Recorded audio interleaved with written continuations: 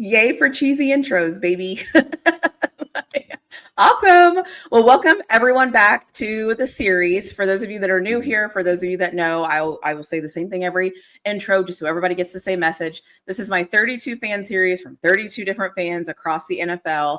And we're just talking about their teams, and we're understanding a little bit more about a team that you might not know if you just watch ESPN or just watch certain things. Like we're going deeper. We're finding out the details you didn't know you needed to know about each team.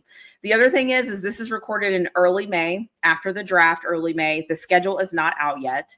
We know who's playing what. We don't know when, but we know who is playing. So there's that. And then because it's recorded early in May, have you guys had rookie minicamp yet? Rookie minicamp takes place this coming Saturday, actually. There it is. So we also will not talk about if anything happens from there. So just calling it out, because you'd be surprised how many people are like I've already, like of this recording, I've already recorded my Baltimore one. So I didn't ask that person about like Justin Tucker. So some people are gonna be like, why didn't you? And it's like, because it didn't happen. So FYI. So now that we have level set, I would love for, and then I also say, this is our first conversation. So I like to call that out because I think as humans, we don't have conversations anymore. And I like to point out when I'm speaking to somebody new, because you can have conversations with people that you don't know and you just met about like things. So I just like to call that out. So anyways, I would love for you to introduce yourself. Tell us whatever it is you want us to know about you and all the things that you do in the Jaguar space. And then I will grill you with all the questions. You already know the questions, but. Man. All right. I'm ready for this deposition on Jacksonville, on all things Jacksonville Jaguars. My name's, nice to meet everyone watching and listening. My name's Travis Holmes. I am a lifelong Jacksonville Jaguars fan since 1995, the date that they were blessed to have a team, despite all the haters around the world. You weren't around then for the Big Ben Jacksonville Jaguars showdowns. Correct. The David Garrard fourth down run for 30 yards in Pittsburgh. I'm here for all of it. You got it. Okay. And I was fortunate enough to be able to play football at UCF and played football for 1 year with Matt LaFleur at Northern Michigan University. And at that point, I just fell in love with the game of football, even though I couldn't play it at a professional level because of knee injuries. I was still able to get into the media side of things. So I am a beat writer for the Jacksonville Jaguars now, a team that I also love as a fan with BigCatCountry.com. And we have our podcast, the Duval Dive podcast on YouTube or wherever you catch your podcast. So definitely please like and subscribe, help us out with there. But overall, been again a fan since day one of the Jaguars of Duval County, and I'm also blessed enough to be able to cover the team, so I kind of get a lot of that inside stuff that a lot of fans hope for. I just get paid to do it. I love that. And just so everybody knows, if you want to take a second, the show notes, the description will have all of his information. So we'll have all of his YouTube channels, whatever he sends me, whatever I sleuth and find, all this information will be in my description. So follow him. I'll put his Twitter. I'll put all the information on there so that you can follow for more, especially because a lot of the people who watch my videos, I have a lot of Colorado content. So a lot of them are going to be looking for things now because obviously Travis Hunter is there. I know you all also got some undrafted free agents in that realm. So I'm just calling it out because there will be a lot of people that are looking for people to follow in this space for Travis Hunter. So let's just call it what it is.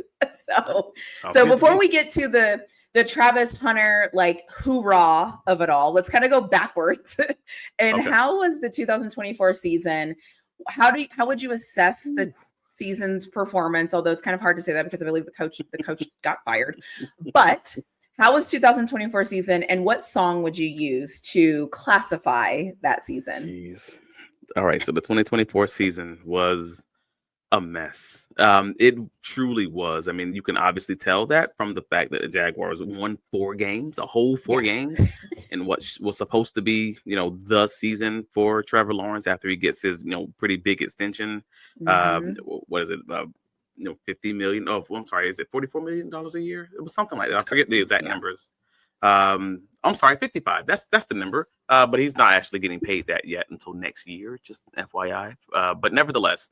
That's a pretty rough season when you're entering what's supposed to be the prime years of your quarterback's, contract. Nevertheless, Doug Peterson is out of the door as head coach of the Jacksonville Jaguars. Trent Baalke took the long road to getting out of the door, but eventually it did happen.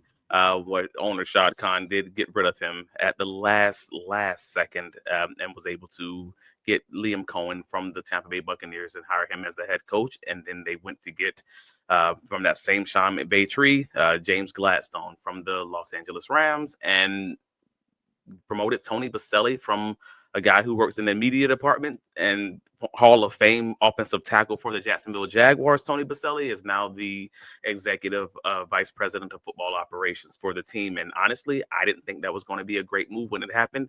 And it's been so much better than I thought it was going to be. Like, I've had conversations.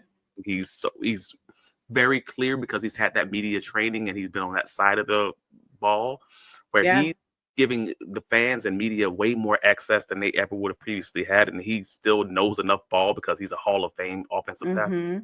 Well, it's worked out. I love it. Well, it's the combination and the way that they work together has actually worked out way better than I ever thought it was going to. So 2024 was rough. It was really, it was a rough season that they had to go through to get to where we are now. What song would you use to describe last season? For if we're talking songs for 2024, I'm going with Hey Ya. Hey Ya out. Okay. It started off so nice. It started off so good, and fans were so excited about Brian Thomas Jr. He's out there mossing people in the joint practices with the Tampa Bay Buccaneers. Everybody's ecstatic, and now that you look back on that season, you just realize, oh man, all the stuff that they were bad at, we all saw it in camp. We saw it in rookie mini camp. We saw it in practices, and we just didn't know it was going to be a long issue throughout the season.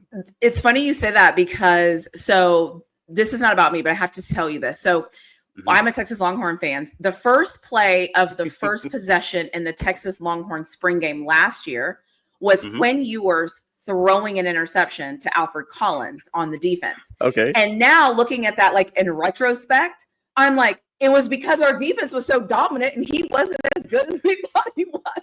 And we should have known.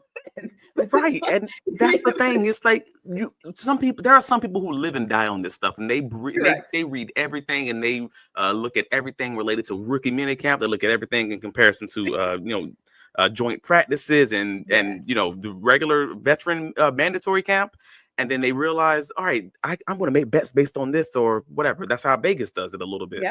And I'm like, yo, you actually do see these things, but you just don't know if what you're seeing is just a blip in practice, there's a lot, or if it's going to be a long ongoing thing. And it's just kind of one of those things. Just note it. Just in case, just note it. I always say when that offensive line in the spring and the preseason looks a little suspect, and then it looks the same in week 1 or 2. It is a real issue. It is not just like it's a thing. That was one of the things for the Jaguars. It was that same joint practice I was talking about when Brian Thomas Jr. is out there mossing guys with 450 plus yard touchdowns and everything else. Being John Shipley of Jaguars on that side, we had this conversation on the sideline. I'm like, dude, that would have been a sack. If this was live, that was a sack. If this was live, that play would never happen. If this was live, and that was the conversation. And then we get into the season, and it's like, oh yeah, Trevor Lawrence is hurt with 7 games remaining. Yeah, that sucks. We knew. We knew the whole time. So you mentioned a little bit about offseason moves. You mentioned the transition period. How was free agency then? Bringing in the new people, kind of cleaning house of the old regime, bringing in new.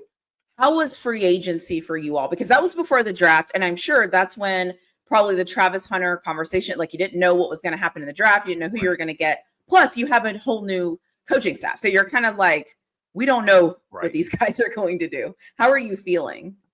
I mean, but that's kind of it, because I'm loving the fact that free agency was quiet. And that's a weird thing. And that's a weird thing that most people wouldn't say. But this Jacksonville Jaguars organization, since let's go back 13 years, have for the most part been ridiculously busy in free agency, whether it was under former general manager Trent Baalke or the one before him, Dave Caldwell. They were always top 3 to top 5 as far as the number of moves that were made in free agency or the amount of money that they spent in free agency. That's because they were bad at drafting. So now I'm sitting here like, and this team with the general manager comes from the Rams, who over the past 2 draft cycles, they rebuilt that Rams defense up after Aaron Donald retires. All exclusively based on how well they've drafted. And he's like, hey, I believe in building through the draft, like the Packers, like the 49ers, like the Ravens, like the Steelers, etc. And that means you're going to have a quieter free agency. It's just going to be about plugging holes, about building that depth. So we lost, or I shouldn't say lost, they released due to schematic reasons. Christian Kirk went to the Texans. Evan Ingram, tight end, went to Denver Broncos. Ronald Darby was released at cornerback. And they brought in 4 offensive linemen: Patrick McCarry from the Ravens, Robert Hainsey, center from the Bucs, Fred Johnson, tackle from the Eagles, and Chuma Adoga from the Cowboys at tackle. They brought in 4 free agent offensive linemen in one offseason, and then drafted 2 more guys on top of that because they said, we're done with this whole Doug Peterson, Urban Meyer, we don't run block thing. So 6 new linemen in one offseason says we know it's a problem, but we also don't want to just break the bank bringing in the top guys. We're going to make sure this is a competitive unit. So I'm a fan of that philosophy. I was just going to say that. I think that as fans, because it's not the sexy thing, because it's not a big receiver or a big defense, it's like, it's laying that foundation to build a house. Nobody cares about a house till the drywall goes up. Nobody cares. But when you don't do it right, everybody knows your O-line is awful. And so I always say, it says something to me when you can actively see them building that up, it makes me feel confident. I'm like, okay, all right. So I like that. So I'm not even going to get to the moment.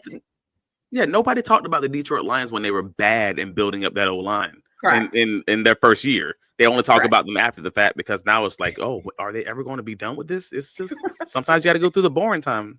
Yeah, I like boring. I do boring really well.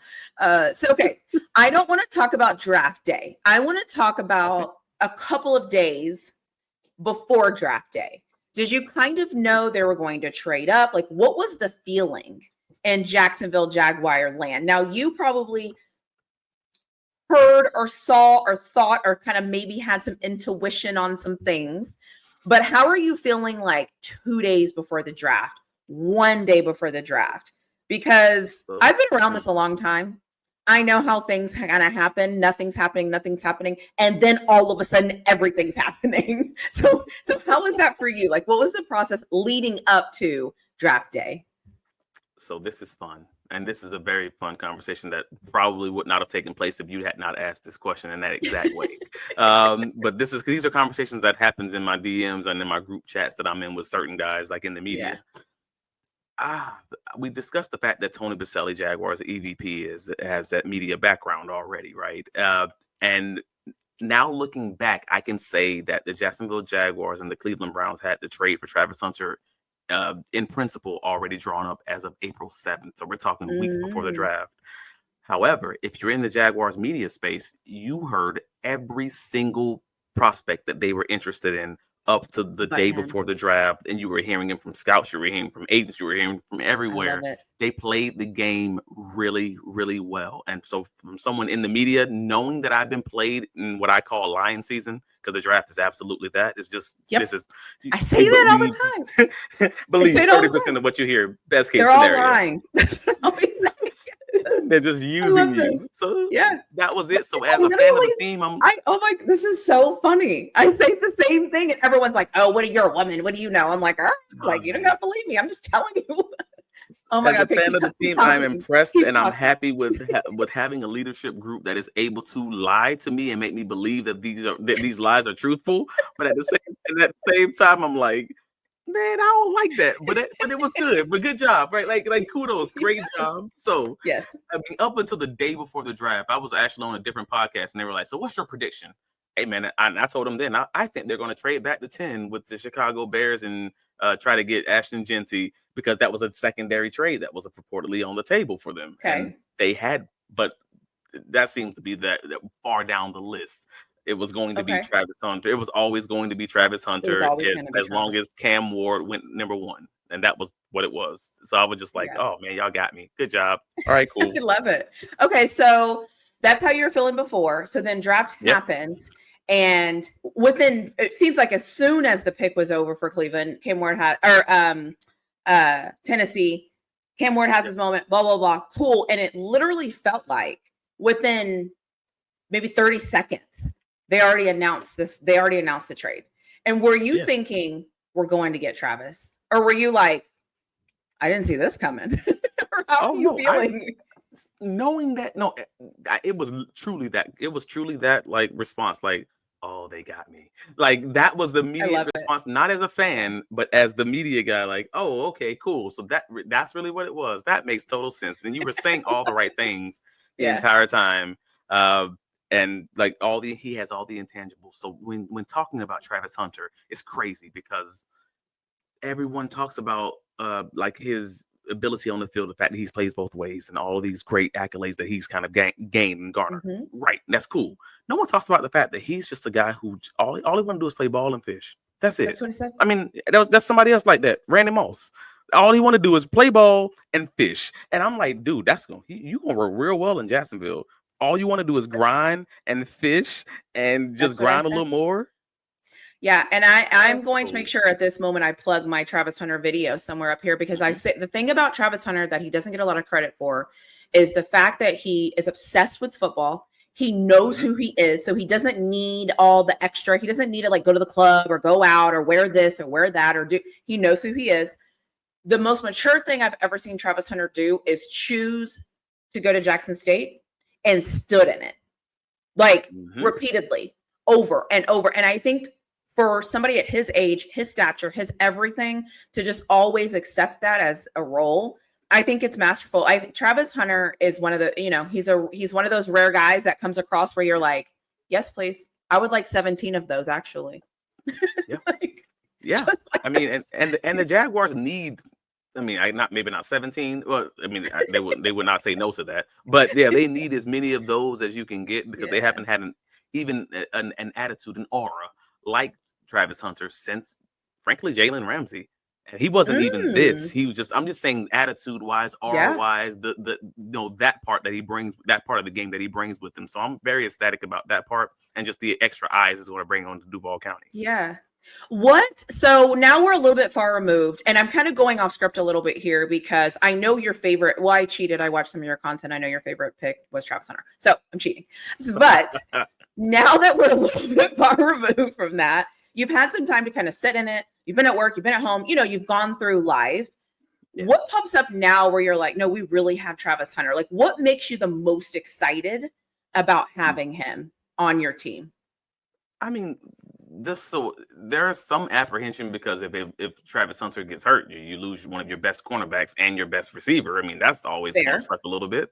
But what makes me most excited about him is the fact that, like, at his worst, based on the receiver prospect that he is, I believe Travis Hunter today is probably somewhere closer to Odell Beckham Jr. or Chad Johnson. Like, that's probably like a floor. And if you get him to his ceiling, you're probably in that Justin Jefferson conversation. And that to me is that's exciting from a long view of this thing. And you pair him with Brian Thomas Jr. What I'm a cornerback, and I'm sitting there like, what are y'all supposed to do? Like what do you do with that as a defensive coordinator, to talk about those two guys on both sides with Trevor Lawrence throwing them the ball? And if you have any resemblance of a running game, that is going to be a problem. So yes, Travis Hunter is absolutely my favorite pick of the bunch because of what he does to the offense. And if for nothing more, he makes it so impossible for you to stack boxes. And in today's NFL, that's a heck of a benefit. Yeah. Shout out to my research and development department. That would be me. So, I would love to.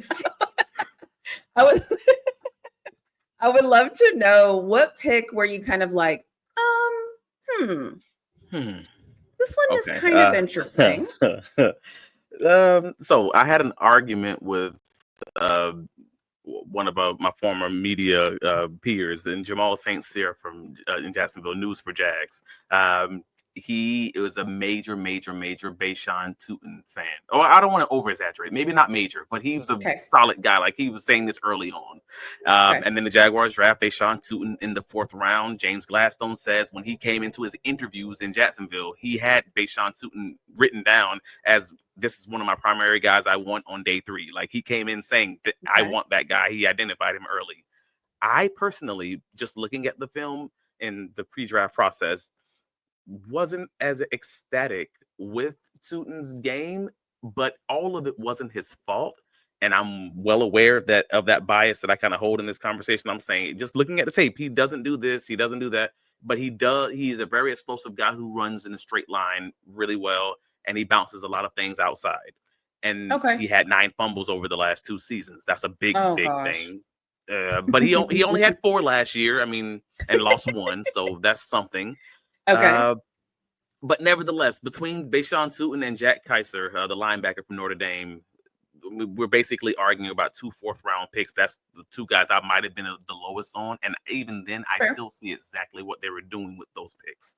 Like, I can see what they were doing because they're trying to revamp the culture in Jacksonville from a Doug Peterson staff just last year and the year beforehand that didn't have, I don't know how to say this in the best way, but let's just say they weren't great as far as the culture was concerned. And as far as the locker room just being together, they need more leaders and guys like that. Bashan Tootin is that. Jack Kaiser is absolutely that. 4-year starter at Notre Dame, always the guy, the guy calling plays. Like, that's just what you need, even from your guys competing as maybe a backup linebacker to start off. So that's I understand it. If your worst thing about the draft is you're arguing about 2 fourth-round draft picks, then you had a great draft. You probably had a good draft. You had a good draft. I love it. I love it. So there's one other person I want to ask about, and he didn't get drafted, but he's at Colorado. And if you're watching this and you're a Colorado fan, you're welcome that I'm going to ask about BJ Green. So I don't know if anybody is saying anything about him. I know he's undrafted free agent. I know how this works. I'm not blind to it. However, I would be remiss not to just ask your thoughts on how do you think he fits in? I know he is very much going to be a program guy. He's very much going to have the attitude and the grit and all the things, right, you want somebody to have. But I just didn't know if there was anything happening in Jacksonville Jaguar land about him or anything like that. Well, I don't say happening around Jacksonville Jaguar land about him, but overall, the Jaguars will have an opening for that designated pass rusher, that third edge kind of guy. It's not that they have a quote unquote opening, but they'll have some openings as far as the depth chart is concerned because they drafted Jalen McLeod in the 5th round, I believe. And also they signed Eric Agba from Miami after the draft was over. So they obviously missed on the guys that they originally would have wanted. They signed him to I believe it was a 1-year, $5 million contract. So now with that, it's like, all right, cool. So is BJ going to play special teams? Like he's going to be competing and fighting for those last spots. If he can become one of those core 4 special team guys and then maybe develop him as far as a pass rusher is concerned, then he'll absolutely have an opportunity to kind of earn his stripes there. But it's going to be a process, of course. But that's this how is it also, always again, that's the name of the game. This is like the LA Rams organization. So if you are a rookie on that roster, you got a really good opportunity that they're probably going to, they would lean towards the rookies over the veterans. Like they really will lean towards giving those rookies snaps. So if you make the roster, I like it. You might get some real run. And I know you all have Cameron Silman-Craig as well from Colorado. So I'm excited. You know what? I'm going to tell you this, and you know how this world works. I'm also very fascinated to know how much Travis had input on yes and yes, please. Like, bring those guys. like you would appreciate, they have the attitude we're looking for. Now, they're going to have to make the team on their own, right? They're going to have to do the work and put in the thing. But sometimes when your number 2 draft pick says, whatever, and you just kind of, I don't want to say gave up the farm, but you know what I'm saying? Yeah. You kind of will go, you know what? Fine.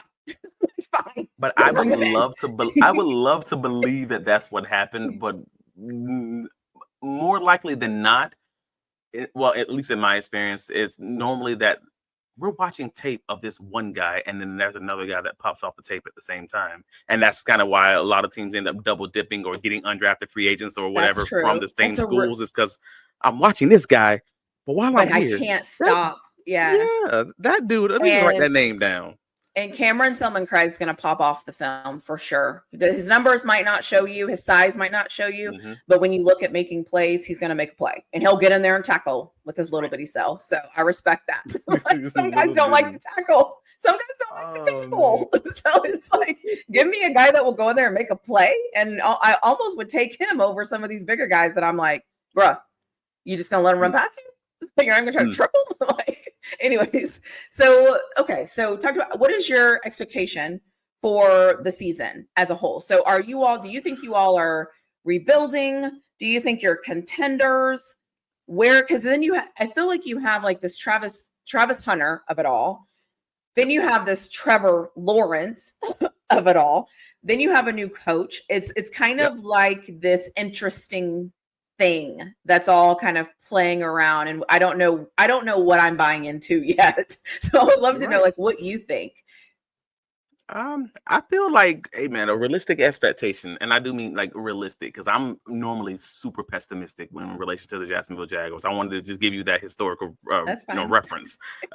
And even me saying, all right, I feel like 9 wins and like competing for the AFC South, maybe not winning it, but competing at 9 wins is probably like my most realistic expectation for this team, sight unseen. Like again, I haven't even seen the rookies on the grass just yet until this Saturday. But I think that will be the most realistic and maybe even a little bit optimistic perspective I can give on the team at this point. But I've seen what Liam Cohen did in Tampa Bay, taking that 31st ranked rushing offense and then bringing them to 6 in one offseason with just adding 2 offensive linemen. I have to believe if he can do anything remotely similar to that, this team is probably going to be cooking in this weak AFC South. I love it. And research department.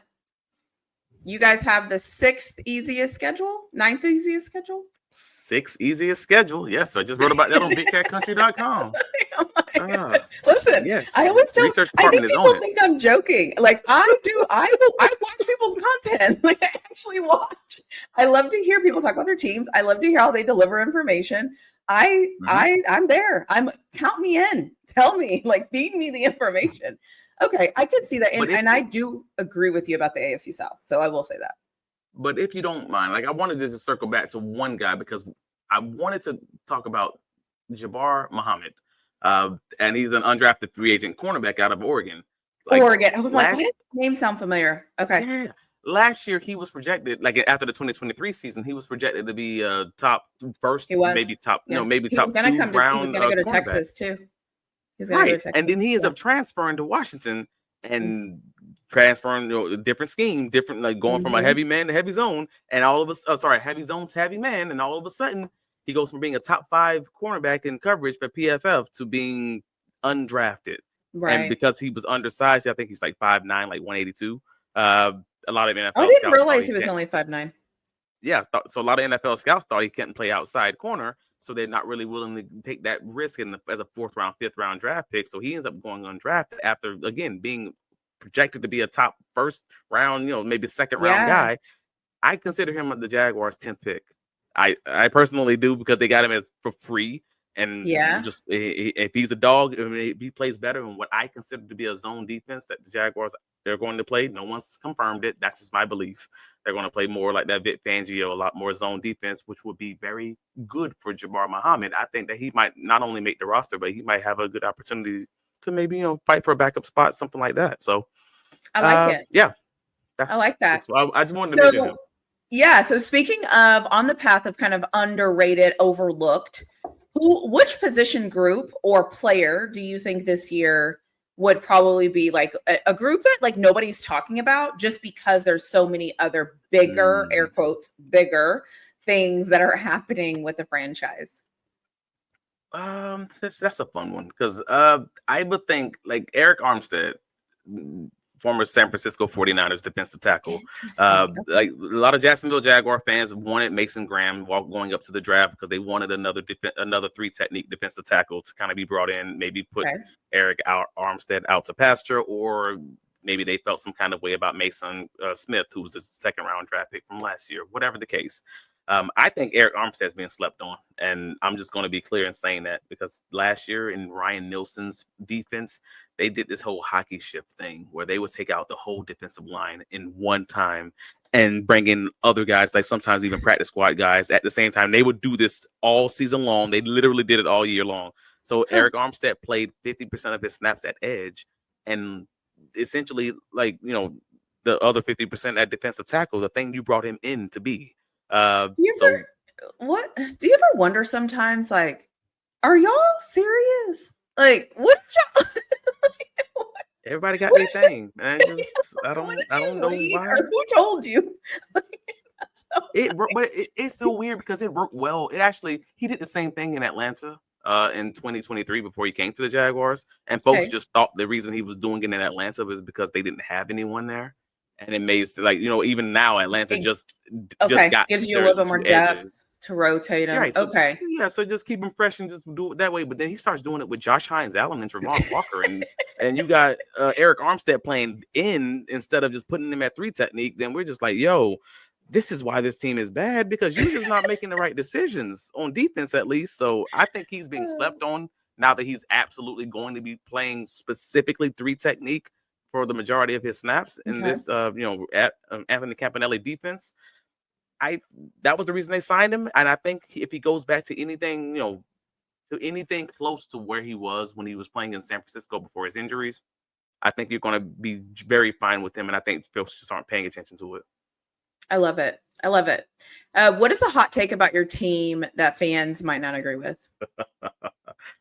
Oh, they hate me. They hate me whenever I talk about Travis Etienne, man. Because this is for the thing, man. This is mainly for the fantasy football crowd, man. I don't know. I'm not going to softball it. I'm not. I'm just going to say it straight. I don't believe Travis Etienne is going to be on the roster by the trade deadline. I have questions of whether or not he's going to be on the roster by week 1. Okay. And I think everybody's thinking about Bashan Tootin when I say that, because he was the 4th round draft pick. He was the one that was drafted higher, obviously. I actually think 7th round running back LeQuint Allen will have a larger snap share than Tank Bigsby, and maybe even have a larger snap share than Travis Etienne by the end of all this season, because he's the best pass protecting running back out of that group day one. I believe on this Saturday when we walk on the field, LeQuint Allen, 7th round running back, is probably going to be your best pass protecting running back, and he's probably going to be your goal line back also. Now that's a day take. 1.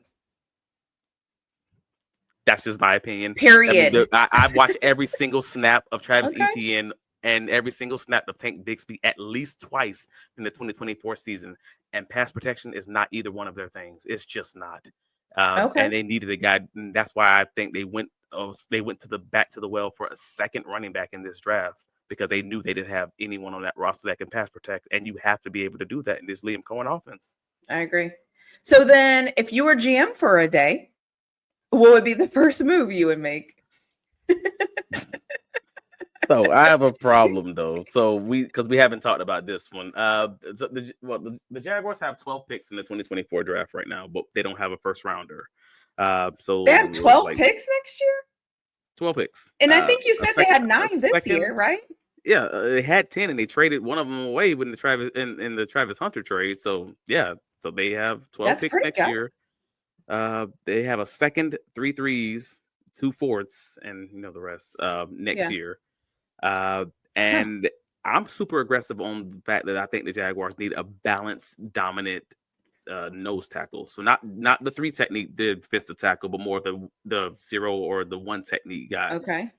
If I'm in that situation, I told you already, I'm super aggressive. I'm calling the New York Giants. I'm calling Joe Shin or whatever his name is. I want to find out what exactly it's going to take to make y'all move off Trevor Lawrence. Like, if it's not just so ridiculous, like, he's 27. I get it. You guys are going to be on the hot seat in 2025. You were on the hot seat at the end of 2024, and you have no quarterback, and you have an upcoming quarterback class that's going to be just incredible, and you probably want more bites at that apple also. Hey, man, is it going to be ridiculous to get the move off him? Because they've shown they were bold to get Travis Hunter in the door. Would they be bold to move a 27-year-old Dexter Lawrence to play nose tackle? Would you be willing to move him? And if you were, I would give you all 3 of those 3s. I'll give you all 3 of those 3s and the 4th. I don't care. Let's talk about it. Like, let's just have a conversation. Okay. I love that. I really like that, actually. You know what I really like is one of the things I've realized when I do this, it brings me joy to talk about football in a way that's not like X's and O's and route. It's like the business side of the NFL. And I love the business side of the NFL. And I feel like every time I have these conversations, like, fans give me the business stuff, and I love it. Like, salary cap and how old he is and what position. It's like, I don't know. There's something about it. I'm just like, yes, like, I love this. This is a great idea. So that's awesome. So the next thing we're going to do is we're going to get to the overtime round. My 4 questions in the overtime round, because we're in overtime. Okay. We're in overtime. We have to score. Okay. So you gotta be focused. So the first question of this is easy, and then it gets a little complicated, and I'll tell you why. But the first question is, which division rival do you love to hate the most, and why? Tennessee Titans. And it's not even close. It's so not close. Like, the Houston Texans want to be the one that's hated by the rest of the AFC South and Jaguars fans, but they're just not. They're like the little brother that's begging for attention. We don't care about them. Like, even with the Trevor Lawrence getting hit late thing and the coaches talking trash in the meet, like, you're just not consistent enough for us to care. The Tennessee Titans, we don't like y'all. And the players know it. The coaches know it. They seriously tell the players when they come in, like, as far as that orientation, that we don't like them. Like, it is literally in our DNA. From the what fan is it? What happened? Like, does something happen? Well, it's historical. I mean, okay. I would say the biggest part is the Jacksonville Jaguars should have won that Super Bowl that the Los Angeles Rams ended up winning with Kurt Warner, and it was like when the Tennessee Titans were like a yard short that playoff run. Yeah. The Jacksonville Jaguars lost 3 games that season. You want to take a guess who they lost all 3 of those games to? The same team. Don't say the Titans. They only lost 3 games, all to the same team, Tennessee Titans. And that was the only team that beat them.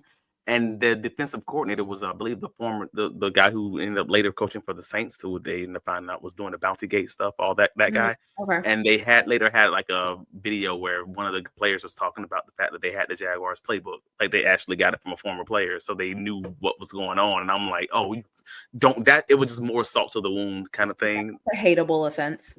Yeah, and then in our division. So then that solves it. I wouldn't like them either. Forget them. Yeah, that's not it. That's it. No, I get it. Okay. So if you could change one thing about your franchise, what would it be? It could be ownership, stadium, uniforms, whatever it is that you would change about the Jacksonville Jaguars. What would it be? Does one off-season change things? If you would have asked me this a year ago, I would have absolutely said ownership. All of it. Let them all go. Yeah. Shad Khan, he's actually a good owner that stays out of the way. He just needs help finding that right guy in charge, and I think he's done that now. So I'm saying uniforms, prowlers. We need the old Jacksonville Jaguars, the classic ones back, man. Bring that. The fans are clamoring for it. The players know. Make that happen. Okay, I like that. So the next question is where it kind of gets interesting.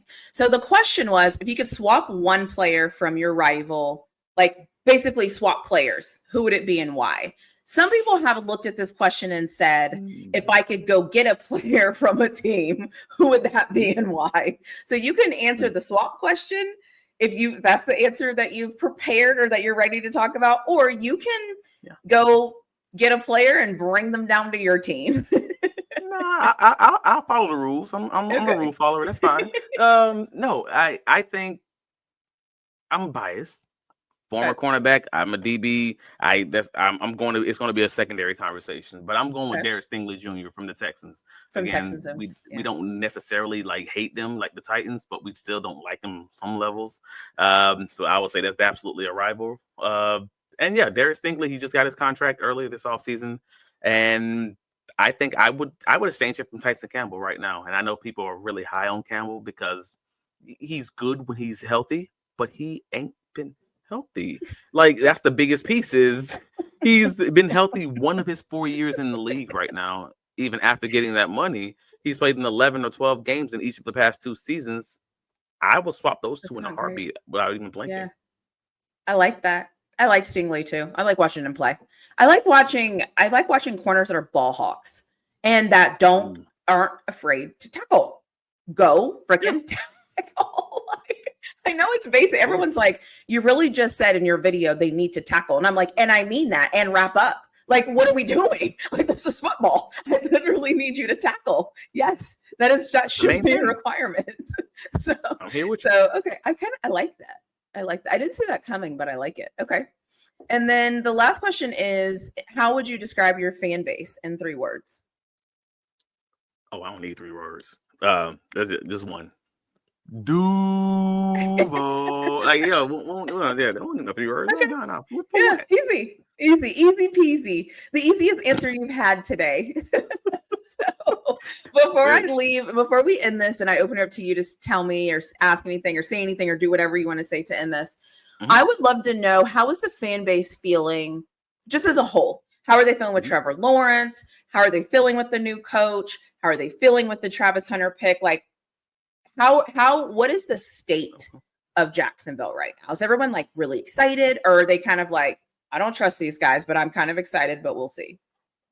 So before the draft, just after the hirings of Tony Baselli, fans were generally, I would say generally happy originally. After Tony Baselli gets hired, so a lot of fans don't know, a lot of people who outside of Jacksonville don't know the backdrop. Because Tony Baselli was so often on the radio, he would often say things on the radio side that made people start questioning whether or not he was going to be the right person for the job as at the EVP level. Because he would say things that back the organization, which he may not have fully meant, but it's kind of the role you have to play, trying to interview for a role while also being on the radio talking bad about a team that's playing pretty badly. So when he gets the job, people are like, I mean, I want to believe that he's going to be the guy, but also let's see what happens. And then he gets hired. Liam Cohen gets hired immediately. James Gladstone, this little wonder kid that he looks super young, gets hired, and everybody's like, all right, I got questions, especially if you're an older part of the fan base. You may want someone established, and these are young guys. They're leaning into that youth movement. So from that perspective, I think there's a little bit of a split. If you're older, you're kind of like, I'm going to wait to see what happens on the field. And if you're younger, you're ecstatic right now because you got Travis Hunter and you got a whole new leadership staff after having all these older guys. You have a forward-thinking offensive coordinator for your head coach. Jacksonville just hasn't had that in 20 years. I swear to you, I had this conversation on Jaguars today, like a month ago, and I told them straight up, tell me the last time the Jaguars have had an offensive coordinator who you were like, he's forward thinking, or he's someone who would like push the envelope. They have. That's how I feel about the Steelers right now. Oh, yes, you got. You're right. That is absolutely what Pittsburgh is. That's been my battle cry, and people are so mad at me. I'm like, the Steelers are silently rebuilding. Nobody wants to talk about it. We're signing a bunch of one-year deals. Nobody wants to talk about it. We're building our trenches, defense and offense. Nobody wants to talk about it. We're not spending any money on anybody, not even TJ Watt up to this point, which I think they will eventually, but they're kind of seeing the lay of the land. My point is, everything they're doing, nothing has shocked me yet. And usually that means your team, like we said before, that means your team is doing the boring things, right? And they're building the house and nobody cares. Yeah. Nobody cares. Yeah. I'm ready for the roof. Like, nobody cares. So anyways, the last thing I'll say, go ahead. No, but that's the worst part that's the worst part about it is Pittsburgh has been so good for so long at doing the boring things and doing them in a good way. Unfortunately, I also believe that you guys have an owner who is and I've heard this from multiple people in the media and in the league. They say there are some owners who are just ecstatic about being consistently in the playoffs. And as long as you're consistently in the playoffs, they're happy. They don't care about the Super Bowl. They just want to be there every year and be in that conversation for their billionaire friends. And I'm like, that to me is what Pittsburgh sounds like. And you guys are consistently winning, unfortunately, because of that. It's funny you say that because my pushback I usually get from Steelers fans, sorry if you're here for Jacksonville talk, we're here for football, okay, is they say to me, okay, what if we do have a season and we do all the things that you're talking about and we're creative and but we don't win and go to the playoffs? And I'm like, I think the fact that we live in a world where it's either this or that, this isn't a pie. You know what I mean? Like, you can be creative and still win football games. I'm not saying be creative and tank. I'm just saying be creative in your approach. Now, just because I want you to throw the freaking ball down the field 10 more times, that doesn't mean I want you to throw an interception. It just means I want you to call better plays so we can throw the ball down the field. But it's like, I think people associate change with bad. And they're like, well, what if? And I'm like, what if it works?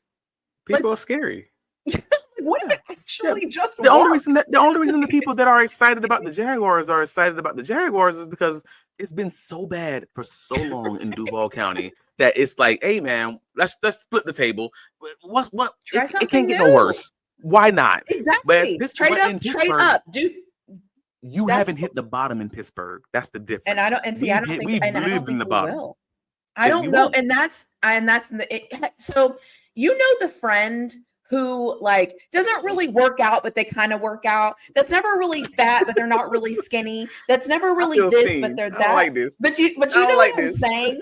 But like that friend that's just like very consistent. You know what you're gonna get. You're never gonna get a high output. They're always going to show up on time. They're always, you know what I'm saying? You know, the friend, the consistent friend that we all love, but you also know like that's just who they are. That's what the Steelers are. I always say the Steelers are the best average team in the NFL. It doesn't get any better than us when it comes to average. We do average well. We look good. Our logo's good. Our history is good. Our coaching, you know what I mean? Like we do average very well. I am and 1 year you will pop off and get that Super Bowl, and that's all. That's all it is. You're gonna look out and you just get that one Super Bowl, and everybody gonna be happy. I'll be 65, and Mike Tomlin's still gonna be wearing his black forces. Hey man, that's that gold. Anyways, all right, let's end this. One more question, and then you close this out. Travis Hunter plays more snaps on offense or defense in 2025 season? Oh, offense. Easy. Okay, cool. We're ending on you. Whatever you say, just know I'm hitting the end button. So no pressure. Close us out. Okay. Let us know whatever it is you want us to know about Jacksonville, or maybe something I didn't ask that you wanted to talk about. Let us know whatever it is, and I will thank you, and we will end on you. Okay. I mean, I don't have a lot that you don't know about Jacksonville, but you know, I think there'll be more eyes on the city. So I'm very happy about having Travis Hunter, having, obviously Brian Thomas Jr. now, and pairing that with Trevor Lawrence. Maybe take a look at those betting odds if you are someone who dibbles and dabbles in that, because Trevor Lawrence is like plus 4,500 for MVP. I'm not saying that I would necessarily have to do it, but I would at least evaluate it if I got a little money to spare. I'm just throwing them out there. Okay. All right. Well, take it or leave it, folks. All we do is provide you what we think and feel. It is up to you to do what you want with what we said. Honestly, though, thank you for coming on, chatting with me, communicating with me. I appreciate it. Just reaching back out to a complete stranger that has this crazy idea. I really appreciate you for coming on and talking to me and being prepared and being like, all right, let's do this. So thank you. I appreciate you. Of course. And thank you for having me. I appreciate you. And also, as always, in Duval County, Duval.